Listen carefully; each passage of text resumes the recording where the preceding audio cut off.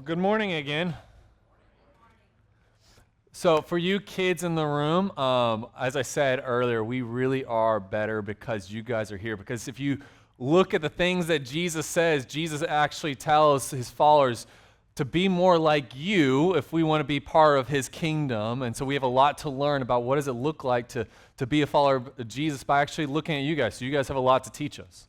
But there comes a point when you're growing up where some adult is going to look at you, and unfortunately, they're going to tell you it's time to grow up. And you probably shouldn't listen to them. But sometimes you do need to listen to them. But every adult in this room has had that experience where there was someone in your life who kind of told you, hey, it's time to grow up. And maybe it came from a coach who was trying to get a win out of you. Maybe it came from a disgruntled parent. Maybe it came just from life from the first time you graduated or you got your first job, or there's something in your life that kind of made you feel like, now I've got to grow up.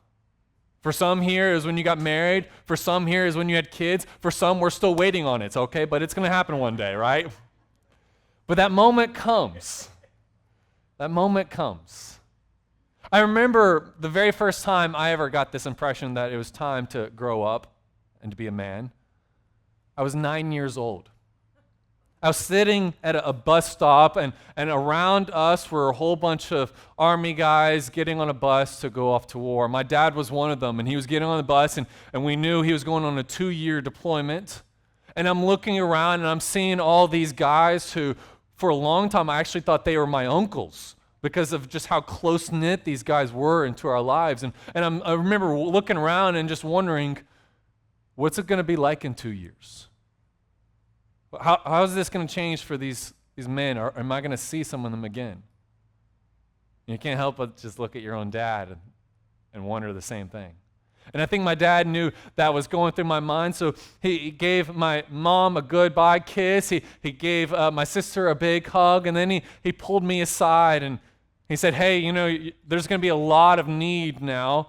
Your mom's going to need a lot of help. So you're going to have to step up and help her out with some things. Your sister's going to need a strong big brother. You're the man of the house now. You go. And I took that in a very unhealthy way at that age because I didn't know quite what that was like. And so he got on a bus, and I remember walking away like, okay, I've got this responsibility. I've got to figure out what does it mean to be a man now. So while all my buddies are still playing on the playground and playing on sandboxes, I'm sitting here wrestling with this question as a 9-year-old.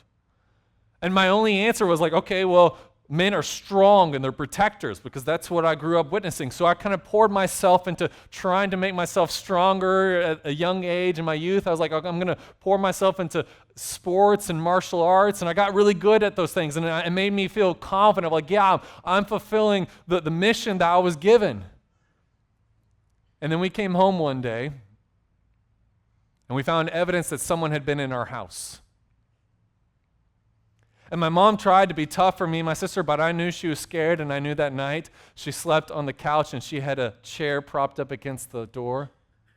My sister started having these night terrors, and that I lost at that moment that sense of validation because I felt like I had failed. Even though I wasn't responsible, but a 9-year-old, that's how I had read it, that I must have failed. And so I started looking for validation in men in other ways, and I did what every boy does. I started to look for it in girls, but that doesn't tell you you're a man. I started to look for it in accomplishments, and so I would try to fill up the shelves around my house with all these awards. I signed up for anything I possibly could if it promised a reward that I could prove myself stronger or better than someone else. But that didn't cut it. I got older and I thought, man, you know what? I just need to pour myself into a job, into earning a paycheck, because that's what a man does. He's got to be the one who maybe he's not always with his family, but he's providing for them. And so that's what I thought. That's what I'd witnessed in growing up and seeing in other men. And so I tried pouring myself into that, and that doesn't give a validation as a man either. I then started to look for maybe in the opinions that others have for me, which is a very common thing nowadays with social media. When I was young, social media was coming out and on the rise, and so there's the media comparison. How are you rating compared to someone else? And I'll be honest, that's still tempting to do when I spend my life wearing a microphone and a camera, to fall into that trap thinking based on how people perceive me and think about me, there's the validation as a man. But that didn't cut it either. It took me a long time to realize the reason why these things don't give a person a sense of validation in their identity is because they weren't designed for that. They are vessels meant for a man or a woman to pour their strength into, not to get strength out of. And it took me a long time to learn that, to make that switch. And so I took that struggle and I brought it back to the Bible, and I was like, maybe Jesus has something to say about this. Maybe Jesus has some way to relate to this. And it wasn't long before I looked at it, I was like, there's no way that Jesus can relate to this. And I'm just being honest, that's where the enemy brought me to. I thought, this is God in the flesh. What does he know about struggling with identity, struggling with validation, struggling with this issue? And I carried that for a long time. Even when I began pastoring, I still kind of carried that in the back of my mind. I would be like, Jesus, he can sympathize with all of our weaknesses, but this one thing right here, I felt like, oh gosh, I'm carrying this pain, and I don't know if Jesus really understands what that's like. Until I read the text today that we're going to be looking at. And I remember where I was when I read it. I've read this story 1,000 times, but sometimes when you just read it 1,001 times, God kind of speaks something new to you. And I remember it was 2020 during the COVID shutdown, and I was on a backpacking trip because you couldn't do anything but go out into the woods during that time frame, right? And so I'm out there in the woods, and I'm opening up my Bible, and I'm with a journal, and I'm praying about this, and God used this passage to really break something in me and I think put me on a new journey. And it's a passage that I hope today that maybe while you've heard it 1,000 times if you grew up in church, it might speak something into you to help you see Jesus and to walk out of here feeling equipped to help other people see Jesus as well. But because that is such a vital mission, and this is sacred text we're looking at, it is important that we come into this time with a proper sense of prayer.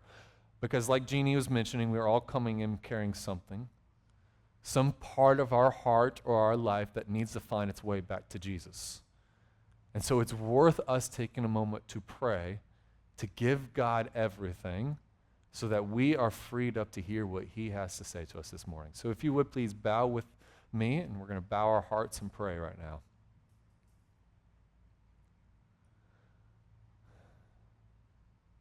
Jesus, thank you so much that you have brought us here to this space, to this time, to hear your word. I'm praying that you would speak into our hearts today. And with that expectation, Jesus, out of love for you, I give you everything and everyone on my heart. And I hope that there are others in this room who are doing the same. We come to this time expecting you to be with us, to see a little bit more of you. So Jesus, I'm just asking, with whatever we're bringing into this time right now, may it find its way back into your hands, into your control, so that we might be shaped by your word to look more like you when we come out of this time. It's in your name I pray. Amen. So we're going to be picking up where we left off last week in Matthew chapter 3 in a series where we're calling You Are Invited, looking at some of the early invitations that Jesus offers and the things that he was doing in the very beginning of his ministry.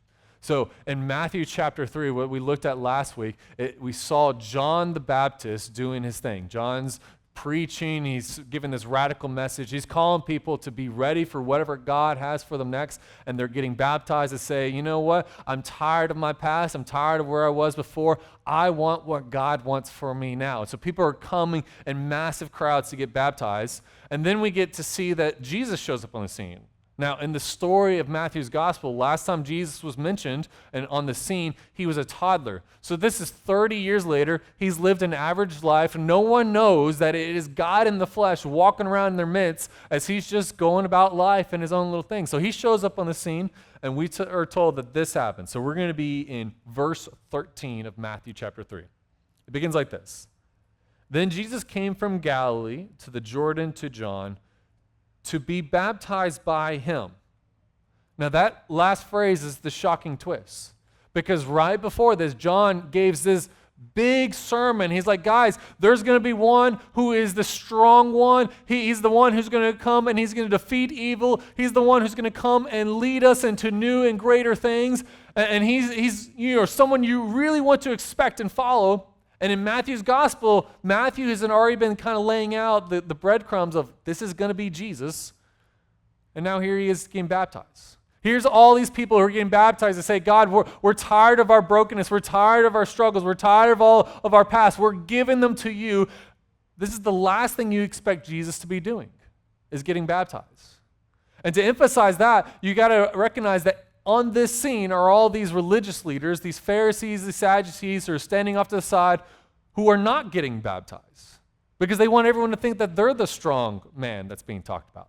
Because they have their resume. They know the Bible really well. They do all this service in the community. They have built their synagogues and places of worship. They lead people every single week to know God. They're the strong ones. The last thing they need is to get right with God. The last thing they need is to find their way back to Him. And so they're not getting baptized. But here is the God of the universe walking on the scene. And what does He do?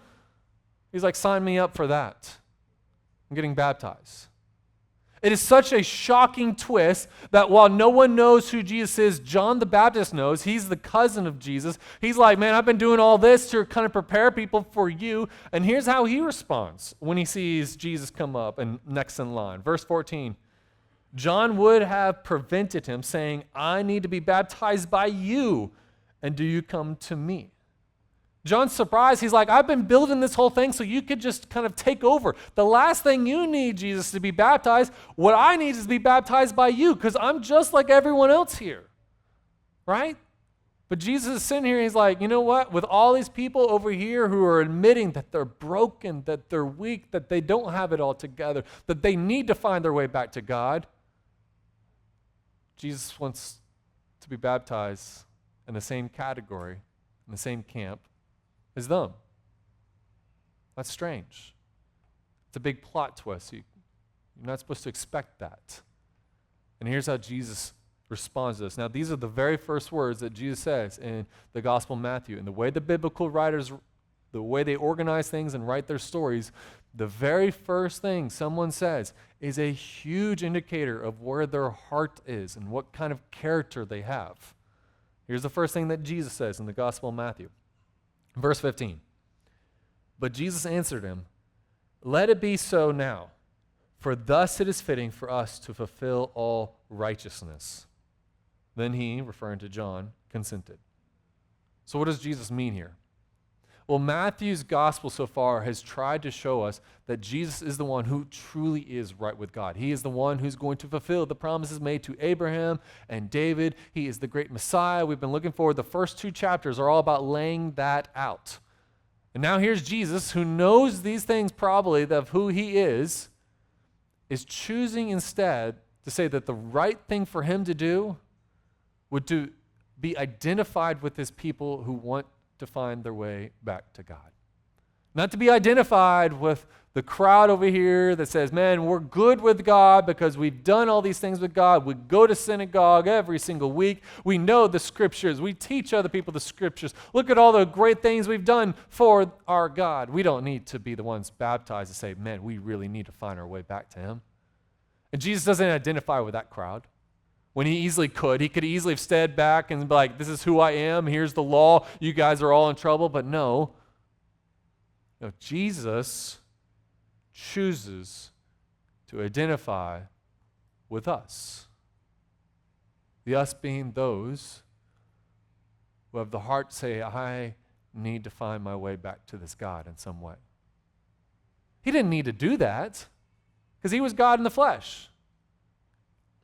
But he chooses to be identified with the crowd who are admitting that they are weak and in need of God. Think about that when you may easily look at Scripture and look at the world and be like, man, God doesn't know what it's like to be me. Jesus doesn't know what I'm going through. Jesus, and the creator of the universe, is choosing this moment. The very first thing on the scene says, the most right thing I can possibly do is to be identified with these broken people, to say, I'm in this with you. I'm here with you in this. I don't know about you, but that kind of blows my mind. He could have stood off and been distant. He could have walked on the scene saying, John, thank you so much for getting this started. All of you, come and follow me now. I'm the strong man. No, but in his strength, he chooses to identify with the weak. That's profound. And so here he goes and he actually gets baptized, and then something remarkable happens. Verse 16 says, and when Jesus was baptized, immediately he went up from the water, and behold, the heavens were opened to him, and he saw the Spirit of God descending like a dove and coming to rest on him. Now, in artwork and other depictions, maybe on movies, you always see the scene like here's the clouds that part away, and a sunshine falls on Jesus. But the actual Greek describes it as much more violent than that. Like they describe it as like the sky was ripped open, and there's this violent scene. And we lose that in translation. In translation, it makes it sound like, oh man, look at the bird. Look at the sunrise. And instead, everyone there would be like, it's the end of the world. Do you see what's in the sky? Like that's the scene that is actually being described in the Greek. And we kind of lose that in translation a little bit. But the words they use in the Greek are like, this is not like, hey, it's a part in the sky. It's like, no, there's like two hands and someone's just ripping open a bag of Lay's chips. Like just goes nuts, right? And so it's this depiction of all this Old Testament imagery of God like breaking in, of this great invasion that's happening, of a new seed of creation being entered in this moment. And as everyone's probably screaming of like, oh my gosh, what is going on? It's the end of the world. All of a sudden they hear a voice where God speaks for the first time in 400 years. And here's what he says. Verse 17. And behold, a voice from heaven said, this is my beloved Son, with whom I am well pleased. Every single word in that statement drips back to so many Old Testament passages. It goes back to Psalm chapter 2, because this was the phrase to use to describe the kings of Israel, those who were the leaders of God's people. It goes back to the statements that God made about the nation of Israel when he rescued them from Egypt and slavery. He said, you are now my beloved son. It goes back to Abraham and Isaac. This is the very phrase that God told Isaac when he said, Isaac, go sacrifice your son, your beloved son, your only son. The prophet Isaiah uses this language to talk about the suffering servant in Isaiah chapter 53. All of this is this big statement where God's saying, this is the Messiah. This is the true leader of my people. This is the one who's going to set the world right. And this is the one who's going to put an end to sin and death and suffering by being the one who's going to be the sacrifice. All of that is wrapped up in this incredibly powerful phrase where God speaks from heaven and says, that's him. That's the one you've been looking for. That's the one you need to find your way back to. That's the one who's going to lead you. That's the one that you need to do life with. And I read that for the longest time, and I thought, wow, this is powerful. That's cool. And then it hit me back in 2020, and I was like, wow, this is the validation moment for Jesus.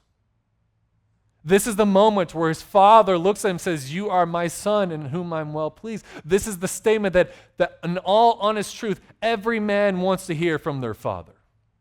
Every man wants to hear that statement from their father of, you are my son. You're the one I'm so pleased and I'm so proud of. You're the one I'm betting the farm on. You're the one who I want to showcase and I want to brag about. Every son wants to hear that statement from their father because it gives them validation. And Jesus is getting it right now, and he hasn't done anything to earn it. He hasn't done any big accomplishments. He hasn't done any miracles. He hasn't gone around giving some impressive sermon and starting a movement. He's just been an average guy. And God declares in an open fashion how pleased he is in him. Not because he had to earn that validation, which is how the world tells us how we've got to do it. That we've got to earn an identity. We've got to earn a validation. No. God gave it to him.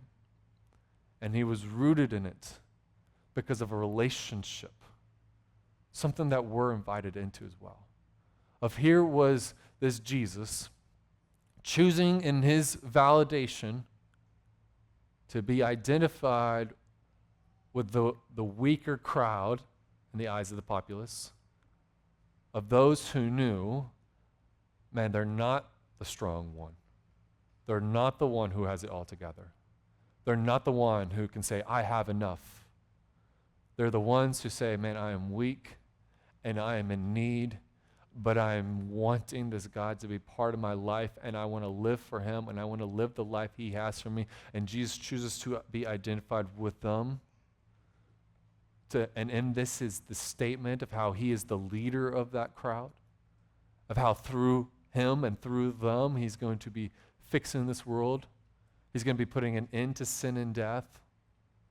All that wrapped up in this wonderful moment where God kind of lays out a validation to him. And in this story is also an invitation then for us. Because of what God has done in Jesus, he then invites us into. So here's how I think Matthew would want us to see is the big idea. One of the big ideas in this passage that we can take away is that Jesus identified with us so that he can invite us to live identified by him. That he is the Messiah, that he is the leader, he's the one who is wanting to be the strong one for those who are weak. And guess what? We are all weak. If you're sitting there thinking, man, I don't need this God, I'm good, like that's for those who need that crutch. And here's the honest truth, you just don't realize your legs are broken. Because every single one of us need to find our way back to Jesus. And here's Jesus. He is not trying to be distant. He's not trying to be elusive. He's not trying to be like, oh man, I'm going to sit back and judge you, or I'm going to put all these hoops for you to jump through to earn my validation. No, instead he comes to us in our brokenness to be identified with our pains so that he may share what has been given to him. He may share with us a new validation and new identity. The Apostle John speaks about this in one of his letters when he says this in 1 John chapter 3. He says, see what kind of love the Father has given to us that we should be called children of God, and so we are. And so I have to believe that if that verse is true, then it means that in some way, as God delighted in Jesus long ago because of who Jesus was, that God delights in those who choose to follow Jesus, who choose to say, Jesus, I give you everyone and everything. I need you.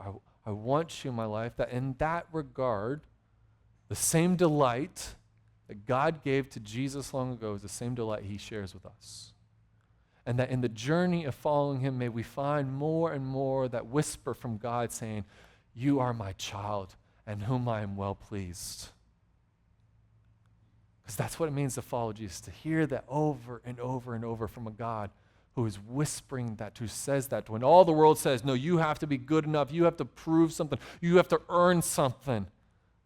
And here's a God of the universe says, no, I give you the best thing, and I'm wanting to give it freely. But we oftentimes instead try to find our validation in broken things. But if we are trying to find our validation and our sense of identity from broken things that cannot fix us, then they will not satisfy us. Because if we are looking for our validation and sense of identity in anything outside of Christ, then we are asking broken things to fix us rather than asking the healer to fix our broken things. That's the invitation that Jesus offers in this moment. For you who might sit there and think, man, God doesn't want me. Or I'm not good enough for God. Or I know God, he's this good, mighty, strong, merciful God, but man, I'm on his B team or his C team or D team or Z team. I'm not someone he wants to use in my week, in my time, in my life. And if you feel that way, I understand what that's like. And as I talked about in the beginning, I understand what it's like to feel like, oh gosh, I got to find my validation. I got to find something that says you are who you were supposed to be.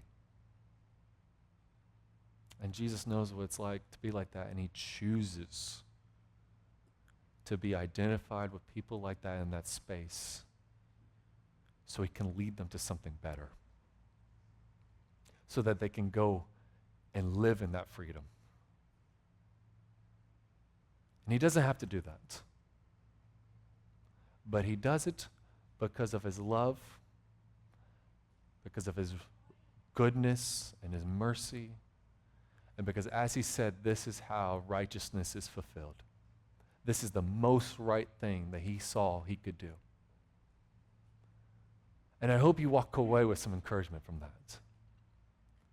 As well as I hope you feel equipped, because you're going to go out there this week, and despite the smiles and the jokes you might see from coworkers and friends, you're going to encounter someone who's probably trying to fight for their own validation, maybe in their job performance or how things are going or how things are going at home,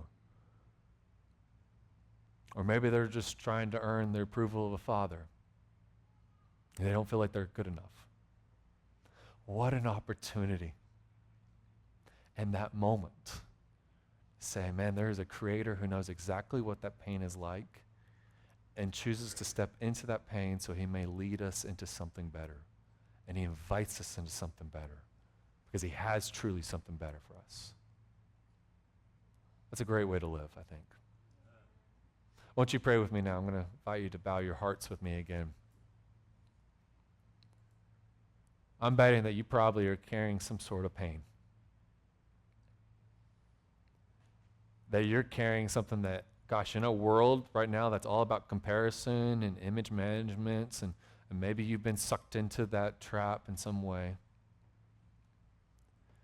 Maybe this is a good opportunity just to ask for help right there from Jesus. To maybe hear what he has to say. And I wonder if in that space, what he was willing to say, as you are my beloved child, in whom I'm well pleased.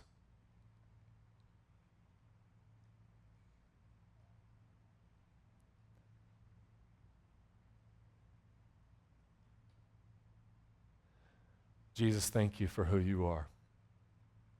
We love you so much.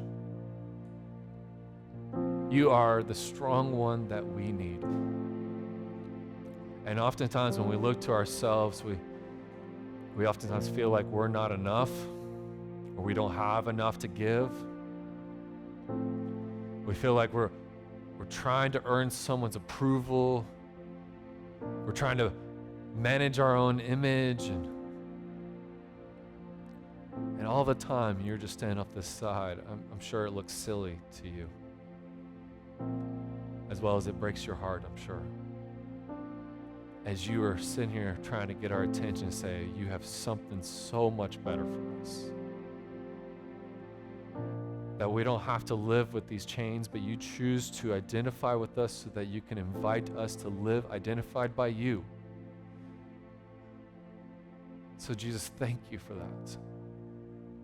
So wherever those traps and chains happen to be on our hearts today, I'm praying together as a body of believers, we might hear you as the liberator in that space to say how much you love us and how much you treasure us, and how good you are in those places if we just would let you into them. And I know that's true because I've experienced that. And I know others have as well. And I know each and every one of us still have areas of our heart and our life that needs to find their way back to you. So Jesus, as we stand to sing and worship you in a moment, I'm praying that it may lift the spirits of our heart to find that you are there in those spaces. It's in your name I pray. Amen.